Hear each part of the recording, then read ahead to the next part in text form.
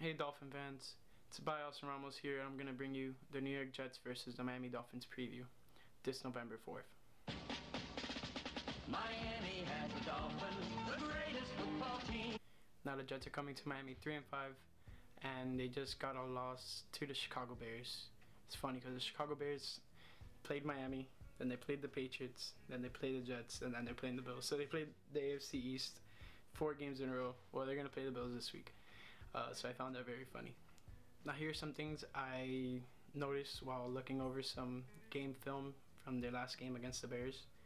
And I'm going to start off with the offense first.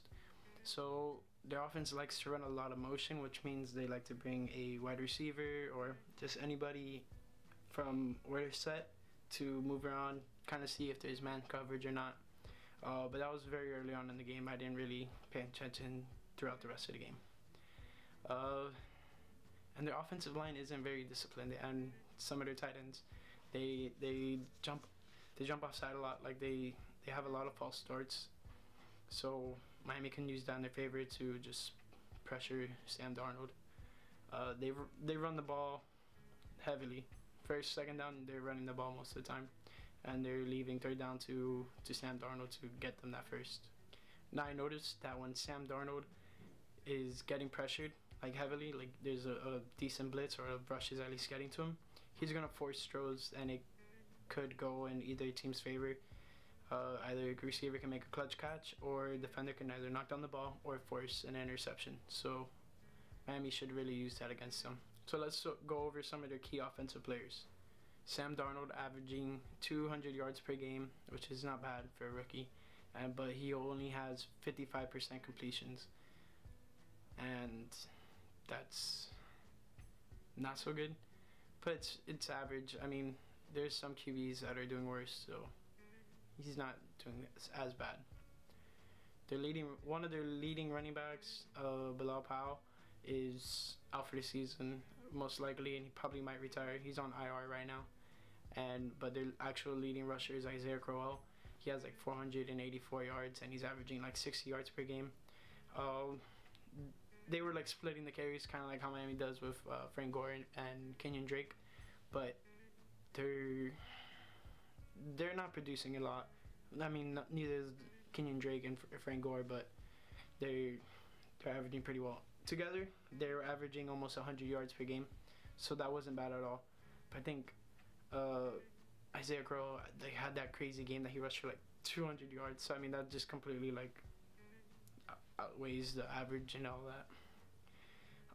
The receivers aren't that great, to be honest, but there's like, as in that, I mean, like there's no real standout guy. Like there's no like, oh, that's the guy and he's gonna get the ball. There's none of that, because from what you can see, he spreads out the ball very well. But besides that, the only credible one that I can really say, there's 2 guys I really like there, and I think they just got Rashard Matthews, an old Dolphin player. He went to Tennessee. I might be wrong on that.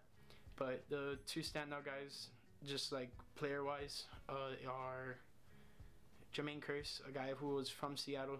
He's a little old, but he makes pretty clutch catches. And Robbie or Bobby Anderson, he's a speedster. He will burn us if we don't, really take care of our defensive calls, just like we did against the Texans, and Will Fuller just completely broke our coverages and stuff like that. Now let's go over their defense. I've noticed they like to blitz a lot, like a lot, and they usually send at least 5 guys, so they will have usually a defensive tackle or maybe 2 defensive tackles and at least 2 edge rushers, and then they'll have like 2 outside linebackers just rushing in. So Miami needs to use that to their advantage, counter those blitzes, and just get the ball out, or just find the perfect gap when they're running and run through there. Now, without a doubt, their best defensive player is Jamal Adams. This guy is on his, I believe, his 2nd year in the league, and he's just, growing into what his potential is and what he could be. I really like him a lot, even though he's a Jets player. He's out of LSU. LSU has produced a lot of good, quality NFL players. Jarvis Landry, Odell Beckham. There's some other Leo Collins, I believe he was a guard there. I mean, you can see a lot of good product coming out of there. So you can see it translated to Jamal Adams. So he's one of those guys. Their secondary, besides Jamal Adams, is not the best in the league, and really they struggle covering the passes, and they struggled last week against Tariq Cohen and covering him out of the backfield. There was like a 70 between 50 and 70 yard pass. Well, it was like a short pass, and then he turned it up the field for a touchdown from far out. So we need to expose that. And the run defense is pretty decent, I could say. Mainly because they blitz so much, you know. They're just forcing pressure into the pocket and just the running lanes. So that's why the run defense is pretty good. Miami should expose that with like play actions or something. Overall, they're right behind Miami when it comes to penalties, but majority of their penalties did come when they're at home, and they have more plays overall than Miami does.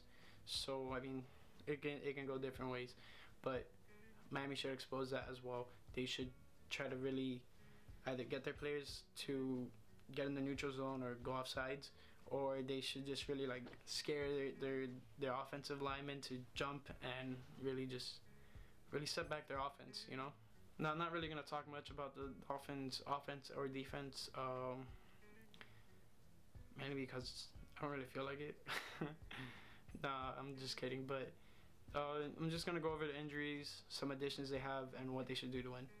So to start off with injuries, we have Ryan Tannehill, Charles Harris, and I think Corjea Tankersley out. Tankersley just got hurt today, this Friday. He's out for the season. He tore his ACL at practice, and I was really hoping this guy would get some play time because he was pretty effective last year as a rookie cornerback. He was starting majority of our games, and he produced pretty well, to be honest. I was hoping they would, you know, do some rotations on defense. We could have put TJ McDonald as a linebacker every once in a while, took him out for Raquan, and then put Minka, a free safety, and either put Tankersley out a slot or put Bobby a slot and put Tankersley outside. But unfortunately, now Miami does not even have that option with him out for the season with a torn ACL. So that hurts. And we also have Vincent Taylor, who got injured at the Texans game. He injured his foot. He's on IR. Injuries have been one of the main stories this season for the Dolphins, and it's really been killer because we're so good heading into the season, and then just injury after injury. I mean, it feels like every game we have at least one player getting injured, so really sucks for them. Now, some questionable players are Xavier Howard, Kenny Stills, and AJ Derby. I hope all three of them can not be listed as questionable when it comes to game time and they get to play, but the least likely I see playing is AJ Derby, and mainly because there's not a huge rush on bringing him back, just because Nick O'Leary and Mike Gesicki have been playing pretty well lately. Hopefully Mike Gesicki, you know, improves his run block. But anyways, AJ Derby might bring a more of a leadership presence in the locker room. I mean, imagine we've had 2 tight ends that have been hurt, so that AJ Derby's been out for most of the season, and Marquise Gray, who fought for that starting spot, had finally got it, and he got injured right heading into the season, so that really sucks. So yeah, hopefully he comes back. Is there a need for him to come back? Not yet. Tight end play has been pretty decent, per the least. But now Miami has added 2 defensive line players lately, and they're probably gonna try to add a cornerback by the end of this week after the Jets game, with Corjea Tankersley's injury. Now we added Ziggy Hood. He was a defensive lineman out of Washington, out of the Washington Redskins. They had released him like 2 weeks ago, and you know, he's a defensive tackle, defensive end, kind of flex type of guy. He sets the edge really good on run plays, and that's what we've been missing since William Hayes has been out since the Raiders game. And also Sylvester Williams, he just got released by Detroit not that long ago. He got released after they played us, so he's already played the Jets. Already knows somewhat how they're gonna play. So he's he'll play him twice this year. Funny enough, since we already played them week 2. He's a 2013 first-round draft pick. Guess where? Denver. And Adam Gase was in Denver, so he's pretty familiar with him. Not the side of the ball he was working on then, but there's some familiarity there. So for sure, it's not a bad signing per se for the Dolphins at all. But don't know too much about him. He just got added to the squad recently. I'm gonna look up stuff after I make this video and see what he can do. Now, lastly, I have some keys to victory for the Miami Dolphins to come out and get a win this Sunday and improve their record to 5-4 and just keep the ball rolling and, you know, keep on the push and hopefully get some type of position towards the playoffs. Because as it's looking right now, it's very, very possible for them to do it. There's a lot of teams that are, you know, with 5 wins already, but they have had a bye week or something. And I mean, the high I think is the Chargers, and I think they're 6-2. So, you know, there's some hope. You know, we're only 2 games behind that. You know, everything can change throughout the season, so there's still hope. But anyways, keys to victory: do not turn over the ball. We only had 1 turnover against Houston, and it was pretty dumb. There could have been pass interference on that play or whatever, or defensive holding, whatever, but it wasn't called. It didn't really affect the game that much because the defense just couldn't stop the Texans. Now, I say don't turn over the ball because I feel like this game is going to be like a punch-for-punch game. You know, every possession is going to matter. Highly defensive game. If the Dolphins can just bounce back to how they were playing before this whole slide of horrible games have happened. But yeah, I mean, they just need they should be rested first of all. They've had a longer week to rest than every other team besides the Texans, and whoever's coming off a bye, and the Jets aren't coming off a bye. So you know, and they just had a tough game against the Chicago Bears. So they're gassed. And they don't have much injuries. So I mean, the Dolphins need to execute very well to come out on top this game. Offensively, we need to stick to the run, and by that, you know, just pounding the rock. Whether it's Kenyon Drake, Frank Gore. Kalen Ballage got some carries last week, which I'm very happy of because I want him to also get involved. I want a rotation of backs. I want them to just have someone who can produce well on the field, and that's what Miami's been not lacking. But you know, the offensive play from the running backs this season has either been mediocre or they've just done a little good throughout the season so far. Nothing too crazy, nothing too bad. Now, why do I say run the ball? Because with the way they blitz so often, you know, you saw them out with a run, which is a play action. And for those of you who do not know what a play action is, it's when the quarterback fakes a handoff to the running back, they hold the ball, and they throw it down the field. Play action. So, and then there's also RPOs, which is run pass option. So, either when you're going into the play, you're deciding either running the ball, and if you pull it back, you're gonna pass the ball, and then if not, then you know, it's just do whatever. But yes, stick to play actions. Have the running game working effectively, or just run often, so they're just thinking, oh my god, these people are going to run a lot. That should be really heavily on Miami's offensive scheme. Now, the last offensive key is to keep Brock Osweiler clean. You know, I can't stress this enough. You know, if you keep a quarterback clean, he's going to do well. He got sacked like twice last game, but I mean, those are negative plays, and you want only positive plays. Very least negative plays as possible, and sacks are probably one of the biggest ones because one, your quarterback is getting hit pretty hard. He's getting brought down to the ground.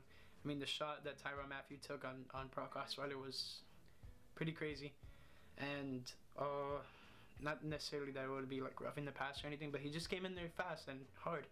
So you definitely know Brock Osweiler was winded that play, and the quarterback is the key to success because he's the one throwing the ball for you. I mean, you're not gonna throw a lateral back to Danny Amendola. He's going to throw a touchdown every single time or whatever. Or Albert Wilson's not even there to throw the ball to Jakeem Grant like he did against the Raiders.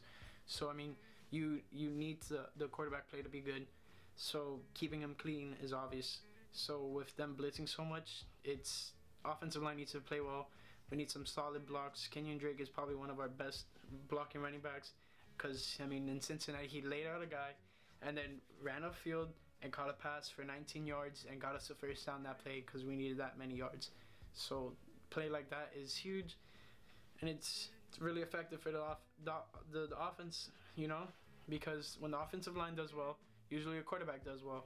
I mean, it's for every single team in the NFL. Now, I have two keys for the defense. They need to set the tone on the defensive line, whether it's Wake, Robert Quinn, you know, some of our new additions, especially now with Vincent Taylor out. Devin Godchaux is going to be a lot in there. A lot. Akeem Spence is going to be in there more often. And then we just signed two more guys. They're probably not going to get as many snaps, but they're going to be in the game, obviously, because defensive players have a little bit easier transition to a new team than an offensive player would, because you have to learn a whole playbook. Same thing for defense, but, you know, a pass rusher, it's a lot less to learn because you're just going after the ball or going after the quarterback, going after the running back, stuff like that. And they need to stop the run. Miami's not been doing well in stopping the run, so linebacker play as well, in that case, needs to do well. You know, we need to just limit. They only have one big rusher, and that's Isaiah Crowell, and he needs to be limited. And last but not least, we need to make turnovers happen on defense. We need to get the ball, whether it's coming off a fumble, coming off an interception, whatever. We need to stop them on fourth downs. This needs to happen. Miami desperately needs this. They need to get back to how they were playing the first 3 games of the season if they want to turn this around and get the ball and just get the wins, keep on going, stuff like that. You know, there's still a chance, guys. And the playoffs are not wide open, but there's a chance for them to get in there if they just need to perform well throughout the rest of the season. There's only 8 games left for them, guys. They have they have this game, the Green Bay game, then they have the bye week, so they have a little bit of a rest after the Green Bay game, and then, you know, there's 6 more games after that. So truly, after the Green Bay game, you'll really know how the season's gonna go out. I don't necessarily think the Dolphins are gonna completely beat Green Bay, but I'm always gonna think the Dolphins are gonna win just because I'm a fan and I always root for the team. But we'll see. So if you guys like the video, give it a nice thumbs up, and also follow me on Twitter and Instagram. I'm most active on Twitter, but I'll let you guys know when I post videos up there. And also tweet out hashtag NFL salute to service. NFL is giving out $5 for every tweet and retweet that goes to a foundation for the military or any type of service that the Army brings to us. You know, support your troops. Thank you, guys. And also subscribe if you like my content, if you want to see more and be updated when I post videos. Put the little bell option. It'll send you a notification every time a video goes up. So that's about it. And fins up, guys. Let's get this one Sunday. Miami has the Dolphins, the greatest football team.